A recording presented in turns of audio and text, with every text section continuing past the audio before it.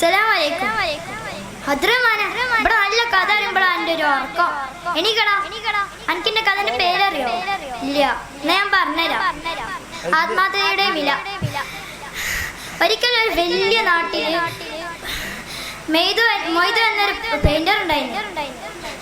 വാതിലുകൾ, വീടുകൾ, വേലികൾ, തോണികൾ, ഇതൊക്കെ പെയിന്റ് അടിക്കലായിരുന്നു അവന്റെ ജോലി.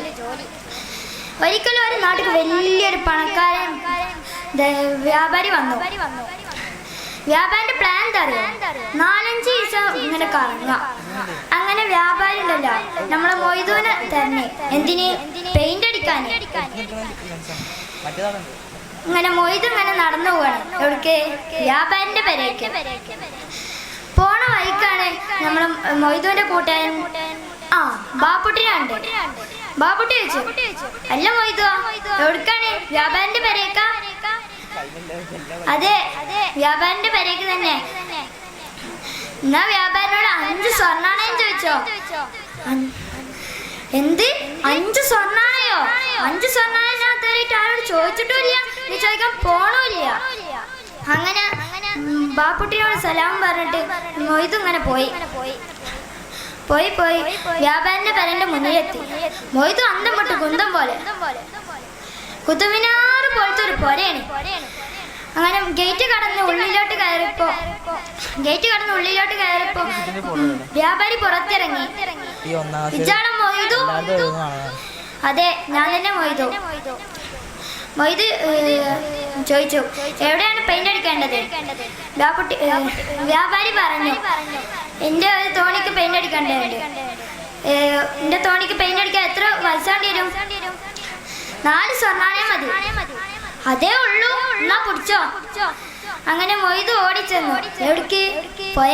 പുഴക്കരയ്ക്ക്. അങ്ങനെ അവിടെ ഇങ്ങനെ നോക്കിയപ്പോ ഉണ്ട് ഒരു തോണി കാണുന്നു. ആ തോണി പെയിന്റ് അടിക്കാൻ നോക്കിയപ്പോ ഒരു അലാക്കിന്റെ ഓട്ടായി. മൂപ്പര് നെട്ടിപ്പോയി. അങ്ങനെ അത് ശരിയാക്കിയിട്ട് വേണം ഇത് പെയിന്റ് അടിക്കാൻ. കുറെ നേരത്തിന് ശേഷം പെയിന്റ് അടിച്ചിട്ടൊക്കെ കഴിഞ്ഞു. മുതലാളിയോട് പറഞ്ഞു, മുതലാളി പെയിന്റ് അടിച്ചു നോക്കിക്കോളൂ. മൊയ്തു, ഇതെന്ത് സാധനോ? ഇയാള് സാറല്ല. അപ്പടെ കൊടുത്ത് 4 വെള്ളി നാണയം. അങ്ങനെ മൊയ്തു പോയി. വ്യാപാരിന്റെ കുട്ടികൾക്കും ഒരു 10 ഉറുപ്പ്യന്റെ ആഗ്രഹം. എന്താണല്ലേ? തോണി യാത്രക്ക് ഒന്ന് പോകണം. അങ്ങനെ വ്യാപാരിന്റെ കുട്ടികളെയും തോണി യാത്രക്ക് വിട്ട് വ്യാപാരി പുരയ്ക്ക് ഇങ്ങനെ പോണ വഴിക്കാണ് പൂന്തോട്ടക്കാരന് കണ്ട്. അല്ല വ്യാപാരിയെ, എന്തെങ്ങനെ നേരത്തെ? ഞാൻ എന്റെ കുട്ടികളെയും തോണിയാത്രക്ക് വിട്ട് വരിക. എന്ത് തോണിയാത്രക്കോ? വിടരുതേ നീ. എന്തിയെ? അതിലൊരു അലാക്കിന്റെ ഓട്ടുണ്ട്. ഇത് കേട്ടപാടി വ്യാപാരി വാണം വിട്ട മാതിരി പുഴക്കരയ്ക്ക് വണ്ടി.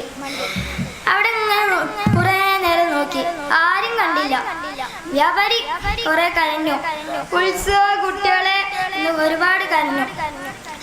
കുറച്ച് കഴിഞ്ഞപ്പോ അതേ തോണിയിലതാ അവര് തിരിച്ചറിഞ്ഞു. നിങ്ങള് രക്ഷപ്പെട്ട? ഞങ്ങളെ തേടി തോനെ കരഞ്ഞി. എന്നാലും ആരെക്കറുത്ത് ഇങ്ങനെ ചെയ്തിട്ടുണ്ടാവുക എന്നിങ്ങനെ തോനെ നേരം ആലോചിച്ചു. പിടികിട്ടി, മൊയ്തു തന്നെ. അങ്ങനെ മൊയ്തുവിനെ അപ്പൊ തന്നെ വിളിച്ചു വരുത്തി 100 സ്വർണ്ണാണയം കൊടുത്തു. അല്ല വ്യാപാരിയെ, ഒരു ചെറിയ ഓട്ടം അടിച്ചതിനാണോ ഇത്രയും അധികം സ്വർണ്ണാണയം? അല്ല, എന്റെ കുടുംബത്തെ രക്ഷിച്ചതിനാണ്. പറഞ്ഞു ഞാനും കരഞ്ഞ്, കേട്ട് നിങ്ങളും കരഞ്ഞു. എന്നാ ഞാൻ നിർത്തണം. അസ്സലാമു അലൈക്കും.